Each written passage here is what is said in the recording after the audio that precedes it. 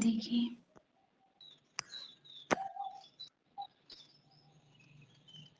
वाहनों में प्रयोग होने वाले पेट्रोलियम से टेट्रा इथाइल लेड और टेट्रा मिथाइल लेड जैसे कणकीय प्रदूषक पाए जाते हैं। अब आपको दे देगा कि पेट्रोल से कौन कौन से प्रदूषक निकलते हैं, ये दोनों होंगे। तो पेट्रोल से निकलने वाले प्रदूषक कौन कौन से हैं? Tetra ethyl lead and tetra methyl lead. Carbon monoxide, हमने अभी बताया था आपको कि कार्बन मोनोऑक्साइड सबसे ज्यादा हानिकारक गैस है। क्यों है? जो हमारा रक्त है उसमें ऑक्सीजन है, हम ऑक्सीजन ले रहे हैं, लेकिन ये कार्बन डाइऑक्साइड, यदि कार्बन मोनोऑक्साइड हमारे सांस के साथ चली जाती है तो वो हमारे ब्लड में बहुत जल्दी तेजी से घुलती है। इतनी जल्दी ऑक्सीजन भी नहीं घुल रही है जितनी जल्दी वो घुलती है। तो उससे हमें क्या होगा? कार्बन मोनोऑक्साइड हमारे अंदर चली गई, उससे हमें सांस लेने में कठिनाई होगी। कार्बन मोनोऑक्साइड से जो रोग होगा वो कौन सा होगा? एस्फाइसिया, जिससे क्या हो सकती है? मृत्यु तक हो सकती है। अब देखिए, रेफ्रिजरेटर जो है और जेट हवाई जहाजों के विमोचन से फ्लोरोकार्बन जो गैस है वो निकलती है, जो ओजोन लेयर को नष्ट कर रही है। हमने कल ओजोन लेयर देखी थी, किसमें होती है बताइए? वायुमंडल की जो लेयर देखी थी वो, उसमें ओजोन लेयर किस लेयर में होती है?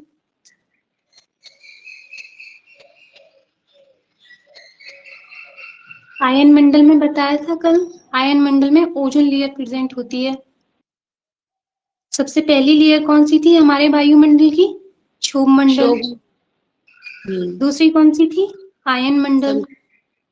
तीसरी हमारी मध्य, जी समताप मंडल थी क्या?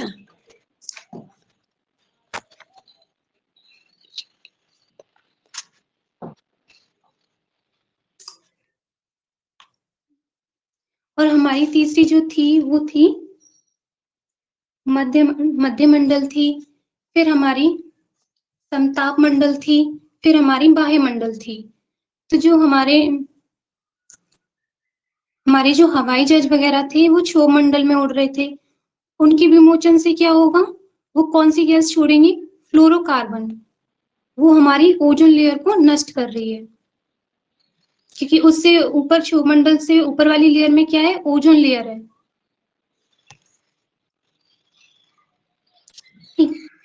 अब आते हैं अवैध हाइड्रोकार्बन, यानी अनबर्न हाइड्रोकार्बन। जो भी हम जला रहे हैं प्लास्टिक वगैरह, वो सही से नहीं जलाए तो उसमें क्या होगा? 3,4 बेंजोपायरीन, ये केमिकल होगा जो कि फेफड़ों में पहुंचकर क्या करेगा? कैंसर उत्पन्न करता है। और नाइट्रोजन के ऑक्साइड, नाइट्रोजन के ऑक्साइड आंख तथा नाक में इरेशन, जलन टाइप की जो होती है उसे उत्पन्न करते हैं, तथा वातावरण में प्रकाश रसायन कोहरा बनाकर O3 यानी कि ओजोन मुक्त करते हैं। अब स्मोक किससे बन रहा है हमारा? नाइट्रोजन के ऑक्साइड से। वहां पर आपसे एक क्वेश्चन था, हमने देखा था उसमें फोटोकेमिकल स्मोक में कौन सा वो है? तो नाइट्रोजन ऑक्साइड। अब देखिए, अभी हमने देखा PAN जो सेकेंडरी पॉल्यूटेंट था, द्वितीय प्रदूषक की तरह वर्क कर रहा था, है ना? तो वो बन किससे रहा है? नाइट्रोजन ऑक्साइड और हाइड्रोकार्बन, ये मिलके क्या बना रहे हैं? परऑक्सी एसिटाइल नाइट्रेट और ओजोन। अब ओजोन की सांद्रता अधिक होने के कारण क्या होगा? हमें जो सांस की प्रॉब्लम होगी, सांस के रोग हो जाएंगे। Acute respiratory disease, acute respiratory disease कौन सी होती है? जो बहुत जल्दी हमें सांस की प्रॉब्लम हो जाती है, कोई भी श्वसन से संबंधित बीमारी जो जल्दी से हो जाए, जैसे श्वसनीय दमा, फेफड़ों का कैंसर आदि रोग हो जाते हैं। PAN, अभी हमने देखा PAN किससे बनता है? नाइट्रोजन ऑक्साइड और हाइड्रोकार्बन से। ये क्या कर रहा है? ये जो हमारे प्लांट वगैरह वाटर ले रहे हैं, खाना बना रहे हैं अपना सनलाइट से, तो ये उसको रोक देता है। जल के प्रकाशीय अपघटन को रोक देता है, PAN, परऑक्सी एसिटाइल नाइट्रेट। अब हमने जब कल पढ़ा था फ्लाई ऐश के बारे में पढ़ा था कल, तो कोयले के जलाने से CO2 और जल के अलावा ऑक्साइडों का मिश्रण भी मुक्त होता है, जिसे हम क्या कहेंगे, फ्लाई ऐश बोलते हैं। कल देखा था हमने फ्लाई ऐश क्या है जी। ऐसी राख जो हल्की होती है, आसानी से उड़ जाती है। अब एक क्वेश्चन था, हमने देखा था, मैचिंग में आया था, तो उसमें पूछा गया था कि फ्लाई ऐश किससे निकलती है। तो आंसर क्या होगा इसका, फ्लाई ऐश किससे निकलेगी, कोयले के जलाने से।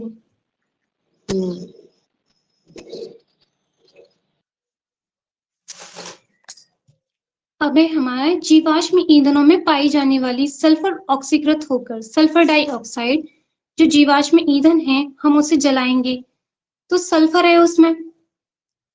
अब सल्फर ऑक्सीकृत होकर क्या बनाएगी, सल्फर डाइऑक्साइड या सल्फर ट्राइऑक्साइड। सल्फर डाइऑक्साइड जल के साथ सल्फ्यूरिक एसिड बनाती है। कल हमने बताया था आपको कि सल्फर डाइऑक्साइड जल के साथ मिलकर सल्फ्यूरिक एसिड बनाएगी। और नाइट्रोजन की ऑक्साइड भी नाइट्रिक एसिड बनाती है। ये भी बताया था कि नाइट्रोजन जो है, नाइट्रोजन की ऑक्साइड है और वो हमारे वाटर के साथ मिलकर क्या बनाएंगे, नाइट्रिक एसिड। ये दोनों ही क्या करेंगे, एसिड रेन कराते हैं, अम्ल वर्षण। ये कल बताया था हमने आपको, सल्फ्यूरिक एसिड और नाइट्रिक एसिड। सल्फ्यूरिक एसिड और नाइट्रिक एसिड जो है अम्ल की बूंदों के रूप में क्या होंगे, पृथ्वी पर गिरती हैं, जिसे हम क्या कहेंगे, एसिड रेन बोलते हैं। क्योंकि ये दोनों ही क्या है, हमारे अम्ल हैं। बन किससे रहे, सल्फ्यूरिक एसिड जो बन रहा है वो सल्फर डाइऑक्साइड की जब पानी से क्रिया होगी तो सल्फ्यूरिक एसिड बनेगा, और नाइट्रोजन के ऑक्साइड की जब पानी से क्रिया होगी तो नाइट्रिक एसिड बनेगा। अब ये भी क्वेश्चन आ जाता है कि अम्ल वर्षा के जो है कौन कौन से, अम्ल वर्षा में कौन कौन से एसिड होते हैं, तो सल्फ्यूरिक एसिड और नाइट्रिक एसिड। अब है हमारा सल्फर डाइऑक्साइड जीवित कोशिकाओं की मेम्ब्रेन सिस्टम यानी कि झिल्ली तंत्र को नुकसान पहुंचाती है। सल्फर डाइऑक्साइड क्या कर रही है, हमारी जो त्वचा है या फिर किसी भी एनिमल की या फिर किसी प्लांट की, तो उसको क्या करेगी, नुकसान पहुंचाएगी। जंतुओं के श्वसन पथ में प्रवेश कर सल्फ्यूरिक एसिड बनाती है, जिसके कारण क्या होगा, सिर दर्द, ऊतकों में क्षति होने लगती है। ये SO2 बाहर है, ये SO2 हमारी जो है स्किन, जो हमारी त्वचा है उससे होकर क्या है, हमारी बॉडी में चली गई, तो हमारी बॉडी में जाके क्या बना रही है, वो सल्फ्यूरिक एसिड, जो एसिड रेन करा रहा था वही सल्फ्यूरिक एसिड हमारे अंदर बना दिया। अब सल्फ्यूरिक एसिड जब बाहर इतना खतरनाक है तो हमारी बॉडी के अंदर जाएगा तो कितना खतरनाक होगा, आप समझ सकते हैं। अब कुछ लाइकेन जैसे यूस्निया जो है SO2 प्रदूषक के सूचक के इंडिकेटर की तरह कार्य करते हैं। अब एक क्वेश्चन आया था, उसमें पूछा गया था कि SO2 का जो प्रदूषक के सूचक क्या है, तो लाइकेन। SO2 प्रदूषक के सूचक क्या होंगे, लाइकेन। वायुमंडल में ओजोन की परत हानिकारक परावैंगनी किरणों को पृथ्वी तक आने से रोकती है। क्लोरोफ्लोरोकार्बन के कारण ओजोन पर जो लेयर है हमारी वो नष्ट हो रही है, जिसे हम क्या कहेंगे, जिसे हम बोलते हैं ओजोन होल। ये कोई होल नहीं है, ओजोन होल ऐसा नहीं है कि वहां पे ओजोन है ही नहीं। ओजोन की लेयर हमारे पूरे वातावरण में, हमारी पृथ्वी को पूरे चारों तरफ से कवर किए हुए है, वहां पर ओजोन की मात्रा कम है, इसलिए हमने उसको क्या नाम दे दिया है, ओजोन छिद्र। वहां पर ऐसा नहीं है कि ओजोन बिल्कुल नहीं है वहां पे, लेकिन सांद्रता उसकी कम है। ओजोन छिद्र के कारण अधिक मात्रा में परावैंगनी किरणें पृथ्वी तक पहुंच जाती हैं, जिससे क्या होगा, त्वचा का कैंसर हो जाता है। अब यहाँ से क्वेश्चन बन सकता है कि त्वचा का कैंसर कौन सी गैस के कारण होगा, क्लोरोफ्लोरोकार्बन के कारण। त्वचा का कैंसर किससे होगा, क्लोरोफ्लोरोकार्बन से। ठीक। अब वायुमंडल में वितरित शीशे से जब हम वो पढ़ेंगे मृदा प्रदूषण, तो उसमें देखेंगे कि कैसे सीसा और कैडमियम हमारे लिए बहुत हानिकारक हैं। शीशा जो है हमारे तंत्रिका तंत्र के विकार करता है, जैसे नसों की कोई भी बीमारी होती है तो किससे हो रही है? शीशे से, लेड से। और अभी हमने पढ़ा था कि लेड जो है वो बैटरी वगैरह में यूज होता है। कैडमियम से श्वसन व हृदय संबंधी रोग। जो लोग पत्थरों की कटाई या पिसाई, जो लोग मजदूर वगैरह पत्थरों के काम करते हैं, तो उनमें क्या कौन सा रोग हो जाता है? सिलिकोसिस। अब सिलिकोसिस नाम क्यों दिया हमने इसको? क्यों? क्योंकि पत्थरों के जो कण होते हैं उसको हम बोलते हैं सिलिका, उसी से ये शब्द बना है सिलिकोसिस। अब CO2 की अधिक सांद्रता के कारण वायुमंडल में एक मोटा आवरण बन जाता है, जो पृथ्वी से वापस लौटने वाली ऊष्मा को रोकता है। इससे पृथ्वी का टेम्परेचर क्या होगा? बढ़ जाएगा, जिसे हम क्या कहते हैं? Green house effect. कल हमने पढ़ा था ना, ग्रीन हाउस इफेक्ट क्या होता है? जो सूर्य हमारी उसकी विकिरण आ तो गई हमारी पृथ्वी पर, लेकिन CO2 जब ज्यादा हो गई तो वो जा नहीं पा रही है पृथ्वी से वापस लौट के, तो वो क्या कर रही है? ग्रीन हाउस इफेक्ट कर रही है। ग्रीन हाउस इफेक्ट को ही हम क्या कहते हैं? Global warming. अब इसमें कौन कौन सी गैस जिम्मेदार है? CO2, N2O, methane, chlorofluorocarbon, carbon dioxide, nitrous oxide, methane और क्लोरोफ्लोरोकार्बन। सबसे ज्यादा कौन सी होती है उसमें? हमने कल देख लिया था चार्ट के माध्यम से, कार्बन डाइऑक्साइड होती है। अब मथुरा तेल शोधन कारखाने से उत्पन्न SO2 के कारण ताजमहल पर हानिकारक प्रभाव पड़ रहा है। यहाँ तक समझ में आ रहा है आपको? जी जी मैम। अब ये कुछ क्वेश्चंस हैं, इन्हें देखते हैं हम। देखिए, पढ़िए और बताइए इसका आंसर क्या होगा। ये दो कथन दिए गए हैं हमें। पहला कथन क्या है? पहला कथन है प्रदूषक स्रोतों से वायुमंडलीय नाइट्रोजन ऑक्साइड का अल्प मात्रा में उत्पादन होता है। जो हम प्रदूषक, अभी हमने प्रदूषक के बारे में पढ़ा, नाइट्रोजन ऑक्साइड का अल्प मात्रा में उत्पादन होता है। हाँ, होता है। प्रदूषक से हमारे वायुमंडल में नाइट्रोजन ऑक्साइड जा रही है ना, हमने अभी देखा था, पढ़ा था। और सेकंड कथन है हमारा अधिकांश वायुमंडलीय नाइट्रोजन डाइऑक्साइड का उत्पादन वायुमंडल में फोटो रसायन की प्रक्रिया के कारण होता है। बिल्कुल सही है, होता है। क्यों? नाइट्रोजन जो है, नाइट्रोजन डाइऑक्साइड फोटो रसायन, अभी हमने देखा था फोटो रसायन, जो हमारे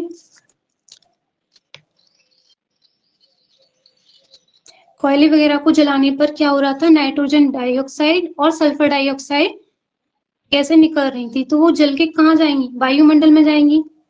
तो ये दोनों ही कथन हमारे क्या होंगे? सत्य हो जाएंगे। मैम, तो इसका फोटो रासायनिक का मतलब? देखिए,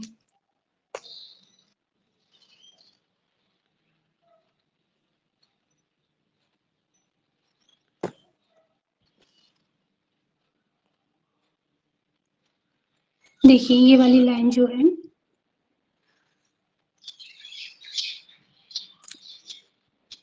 प्रकाश रसायन कोहरा, इसका मतलब होता है प्रकाश रसायन कोहरा। ये रहा यहाँ पे दे रखा है। ये नाइट्रोजन के ऑक्साइड जब हमने कोई भी कोयला वगैरह जलाया तो वो क्या हो गए? वायुमंडल में पहुंच गए, और वो क्या कर रहे हैं? तो एक रसायन केमिकल कोहरा बना रहे हैं, रसायन कोहरा। उसी को हम क्या कह रहे हैं? Photochemical smoke. अच्छा अच्छा, इंग्लिश का वर्ड है मतलब। जी जी। हाँ जी, आ गया समझ।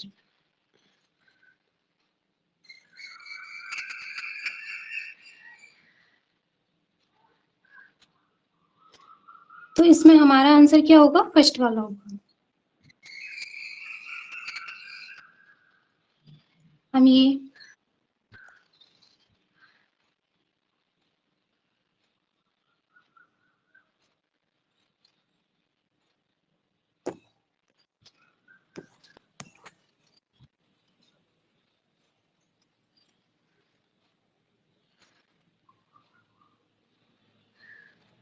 दूसरा क्वेश्चन हमारा ये है,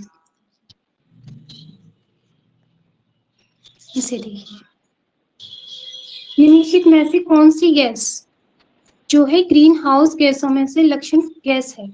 कौन कौन सी होंगी इसमें बताइए, जिनकी उत्सर्जन से क्योटो प्रोटोकॉल की प्रथम प्रतिबद्धता काल के दायरे में लाना था। ग्रीन हाउस एक कौन तो कौन सी करती है हमारी? Carbon dioxide, sulphur carbon dioxide dioxide. और सल्फर मीथेन। डाइऑक्साइड नहीं थी, ग्रीन हाउस में सल्फर डाइऑक्साइड कहाँ थी? हाँ जी मीथेन नहीं होगी। थी। मीथेन है और मीथेन होगी। हाँ क्लोरोफ्लोरोकार्बन भी। हाँ, क्लोरोफ्लोरोकार्बन, मीथेन और कार्बन डाइऑक्साइड, और ये हमारी नाइट्रस ऑक्साइड होगी। तो इसमें कौन कौन नाइट्रस। से हमारी N2O, सी पर जो ऑप्शन है वो भी थी। हाँ, बी और सी तो और ई। और हम्म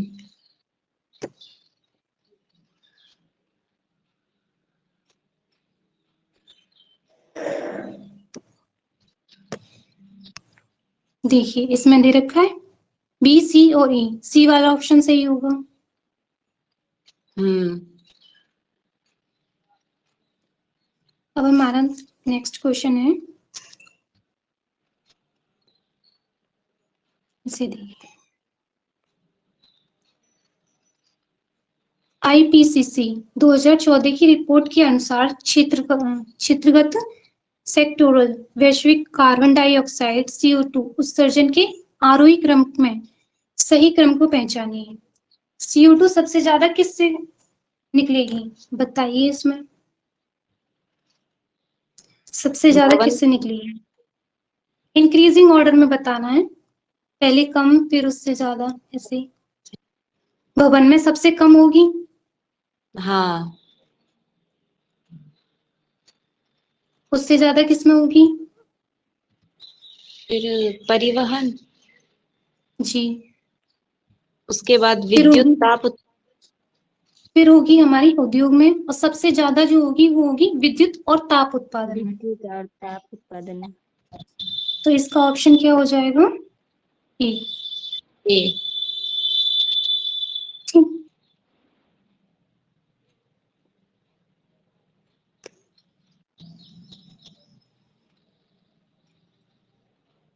ये नेट तो के हम कल क्वेश्चन है जो, क्या?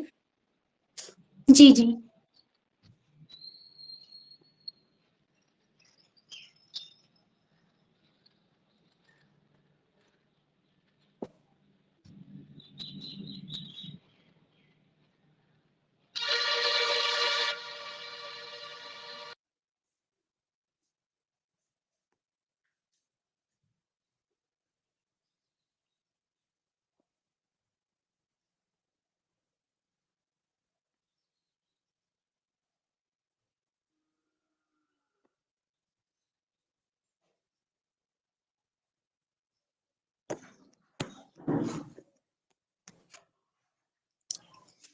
कल हमने यहाँ तक कर लिया था इसे, कि जो वायु प्रदूषण के नियंत्रण के उपाय हमने देख लिए थे, है ना। जी। जी। अब हम देख रहे हैं इसमें वायु प्रदूषण नियंत्रण के सरकारी प्रयास क्या है, सरकार क्या कर रही है हमारी प्रदूषण से बचाने के लिए हमारे वातावरण को। राष्ट्रीय वायु गुणवत्ता निगरानी,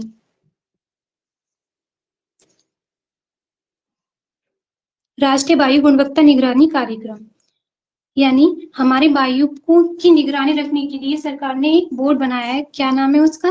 केंद्रीय प्रदूषण नियंत्रण board, central pollution control board. ये क्या करता है?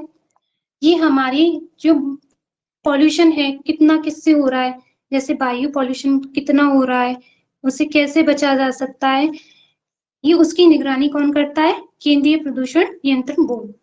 भारत में परिवेशीय वायु गुणवत्ता निगरानी कार्यक्रम का संचालन करता है, और इसका काम क्या होता है कि गुणवत्ता की निगरानी करना, कैसे हम अपने पॉल्यूशन से अपने वातावरण को बचा सकते हैं, हमें क्या प्रयास करने चाहिए। तो ये केंद्रीय प्रदूषण नियंत्रण बोर्ड का काम होता है।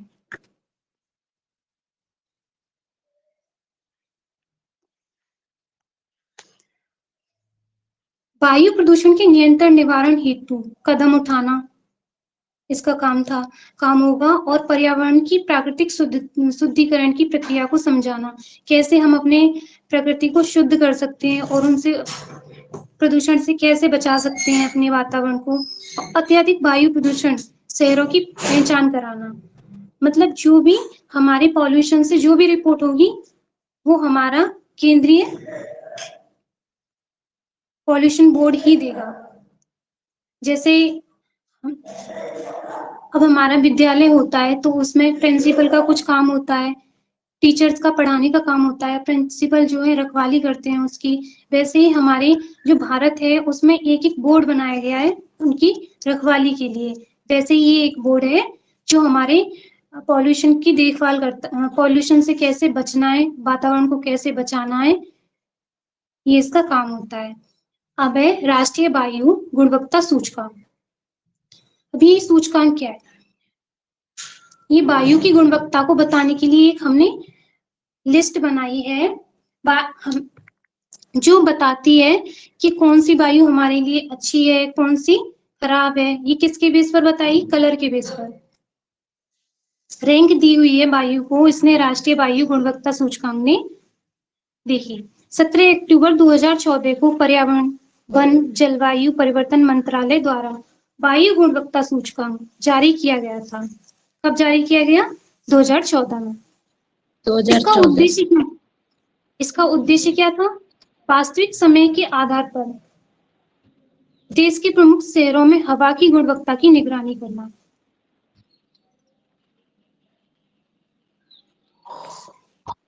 कि हमारे जो शहर है उसमें हवा की गुणवत्ता क्या है वो देखने के लिए गुणवत्ता सूचकांक बनाया गया था। यह एक रंग आधारित सूचकांक है। इसमें हम रंग के बेस पर वायु के रंग को देखकर हम बताते हैं कि हमारी वायु अच्छी है या बेकार है, और अलग अलग रंग की हवा की गुणवत्ता को दर्शाता है। प्रारंभ में ये 10 शहरों में शुरू हुआ था। इसमें जो है इस सूचकांक में 8 प्रदूषकों को शामिल किया गया है। कौन कौन से हैं वो 8? वो है PM10। PM10 का मतलब, PM का मतलब क्या है? पार्टिकुलेट मैटर, यानी कि जो हमारे कण हैं छोटे छोटे वायु में, उनके माप को 10 नाम दिया गया है इसमें। और दूसरा है हमारा PM2.5, यानी कि ये 10 से भी छोटा है। और हमारा तीसरा क्या होगा? नाइट्रोजन ऑक्साइड, सल्फर डाइऑक्साइड और कार्बन मोनोऑक्साइड, ओजोन, अमोनिया तथा लेड। ये हमारे क्या है? 8 प्रदूषक हैं जो 2014 में जब हमारा सूचकांक बना था वायु का, तब ये प्रदूषक देखे थे उन्होंने। इसमें PM10 और PM2.5 का अर्थ इस माइक्रोमीटर से छोटे कणीय पदार्थ से होता है, यानी कि माइक्रोमीटर से भी छोटे, बहुत छोटे पार्टिकल होते हैं जो वायु में है।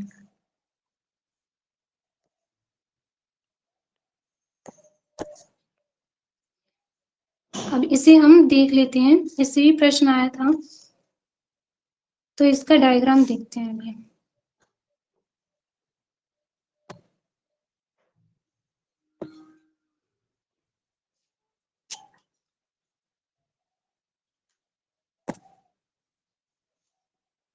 ये देखिए, इसमें हमारी एयर की क्वालिटी बताई गई है। इधर एयर हमारी गुणवत्ता कैसी है वायु की, और ये हमारा बताया है कि हमारी स्वास्थ्य पर क्या असर पड़ेगा उसका, कौन सी एयर। और ये कलर बताया है। अभी हमने पढ़ा ना कि सूचकांक में कलर के आधार पर हम वायु की गुणवत्ता को बताते हैं कि वो अच्छी है या बेकार है हमारे स्वास्थ्य के लिए। तो ये 0 से 50 यानी कि 100% तक जो है अच्छी होगी, बेकार नहीं होगी वो वायु 100% तक। इसमें क्वालिटी जो है 0 से 500 तक दी गई है एयर की। जो 0 से 50 तक की होगी वो कौन सी होगी? बहुत अच्छी होगी। इसे हमने ग्रीन से बताया है कि ये वायु अच्छी है हमारे लिए। अब जो 51 से 100 तक की होगी वो मॉडरेट, यानी कि ना तो ज्यादा अच्छी ना ज्यादा बेकार। इसे हमने पीले कलर से दिखाया है। अब तीसरा है हमारा 101 से 150 तक की रेंज में जिसे रखा गया है वायु को, वो ऑरेंज कलर की है और ये अनहेल्थी है, मतलब ये हमारे स्वास्थ्य पर कुछ ना कुछ प्रभाव डालेगी।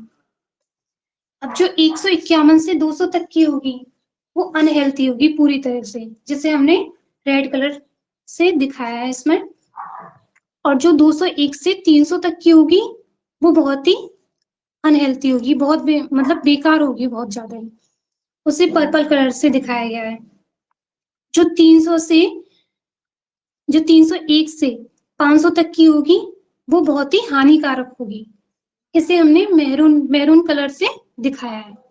अब इससे प्रश्न बना था, हम आपको ग्रुप में भेज देंगे, उसमें यही पूछा गया है कि कौन सी वायु की रैंक कितनी होगी, यानी कि वहां आपसे पूछा जाएगा येलो की कितनी होगी या ऑरेंज जो है उसकी कितनी होगी, तो उसकी कितनी है 101 से 150।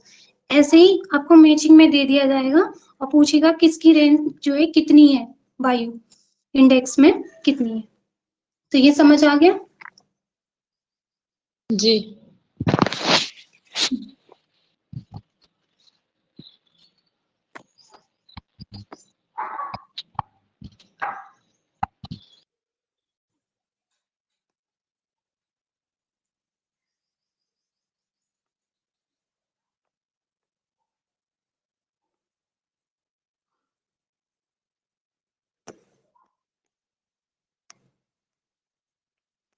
तो हमने ये देख लिया है राष्ट्रीय वायु गुणवत्ता सूचकांक क्या है, जो हमें रंगों के बेस पर क्या बता रहा है, वायु की गुणवत्ता को बता रहा है कि वो हमारे लिए हानिकारक है या अच्छी वायु है। अब आता है राष्ट्रीय परिवेशी वायु गुणवत्ता मानदंड। इन मानदंडों को वर्ष 1982 में लागू किया गया था और स्वास्थ्य मानदंडों एवं भूमि उपयोग के आधार पर वर्ष 1994 में इसमें संशोधन किया गया।